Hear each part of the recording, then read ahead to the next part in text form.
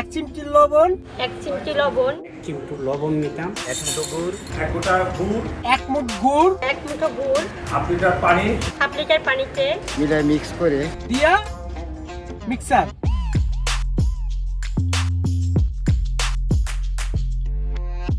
It's a simple solution to a problem that still terrorizes some of the most vulnerable people on the planet. Cholera. The very word conjures up agonizing images of violent death and decimated populations. If left untreated, it's a fast-spreading killer disease which can reduce a healthy person to death's door in as little as 4 hours and inflict entire communities with mortality rates as high as 40%. 2 centuries ago, a disease called Ola Ota in its heartland, now better known as cholera, spread across the world from its ancestral home in the Ganges River Delta in present-day Bangladesh. Since then, it has continued to circle the world in a series of ongoing pandemics that have killed millions worldwide. What causes cholera, and what makes it so deadly? Found in contaminated food and water, Vibrio cholerae is one of many pathogens that can invade the digestive tract, causing diarrhea and vomiting, which are the mechanisms the body uses to expel the toxins. In the process, the body also expels essential electrolytes and water. A severe case of diarrhea can cause dehydration, organ failure, and death. Untreated, it can kill a child in just a matter of hours. Acute diarrhea can strike people of all ages, but every year it kills about 5 million children under 5 years of age. Today, cholera and other diarrheal diseases are a leading cause of death in children throughout most of the developing world, but not in Bangladesh. They still come in 2 predictable cycles every year. But compared to 1990 levels, deaths from diarrhea in children under 5 have dropped by 97%. How did the country at the epicenter of the world's cholera nightmare come to lead the world in vanquishing diarrhea? And what can we learn from its success? This laboratory, established for research on the prevention and treatment of cholera, was placed in Dhaka where the disease occurs every year. It's a story that starts in the 1960s, when researchers supported by the United States government joined international efforts to develop effective therapies for the cholera that claimed thousands of lives every year, especially in East Pakistan, now known as Bangladesh. The Pakistan Sito Cholera Research Laboratory is the predecessor of what is today called the International Center for Diarrheal Disease Research in Bangladesh. When research started, intravenous fluids were the only effective way to treat dehydration due to severe diarrhea. But these were costly and difficult to administer, especially in developing countries. Researchers developed and tested an oral solution that could bring life-saving rehydration to the people who needed it most. Then came 1971. The birth of Bangladesh as an independent country sent millions of people fleeing across the border into refugee camps in India. It was the kind of situation where cholera thrives, and an extreme version of the situation ORS was designed to address. The solution was put to the test. Among refugees treated using just ORS, less than 5% died.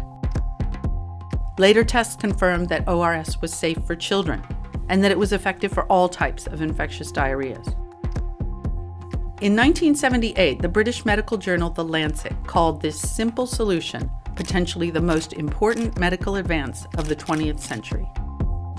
UNESCO declared 1979 the Year of the Child. At the time, diarrhea was killing almost 5 million children in developing countries every year. Governments and international organizations joined forces to save lives, working to scale up the production and use of ORS in pre-mixed packets. In countries like Bangladesh, this posed significant challenges. Without commercial production facilities, reliable electricity, or viable road networks, the government was able to provide only a fraction of the many millions of packets that were needed every year. Saving lives meant getting ORS to places like this, so that parents could give it to their children as soon as diarrhea began. In 1979, a young Bangladeshi NGO called BRAC saw only one way to achieve this. The idea was as big as the problem it was designed to address. BRAC would teach mothers across the country to make ORS at home. BRAC worked with ICDDRB to adapt ORS into a homemade solution that was close enough to be effective and used ingredients every mother had access to. They trained an army of young rural women to deliver the message. And starting in 1980, oral replacement workers traveled the country on foot, going door to door and teaching mothers one-on-one to make homemade ORS, using salt by the pinch, sugar by the fist, and water by the glass. They also made sure those mothers understood when and how to give ORS to a sick child. By the end of the decade, BRAC had trained 12 million mothers to make and use homemade ORS, saving lives and embedding the idea of rehydration in the consciousness of the nation.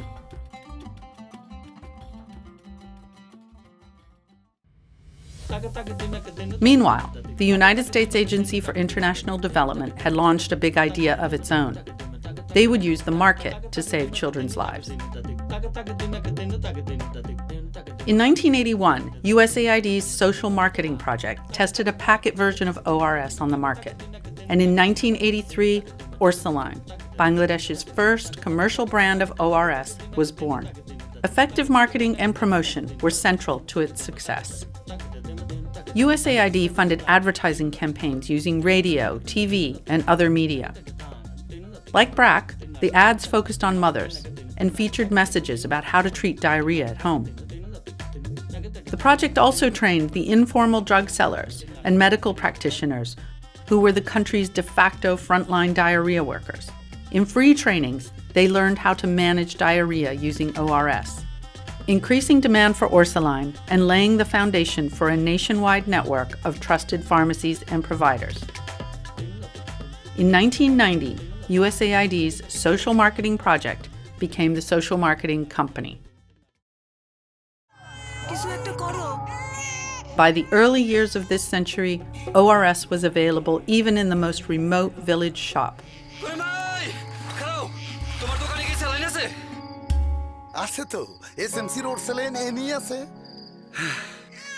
ORS was doing exactly what it had been conceived to do 50 years earlier. The price to save a life? 5 cents.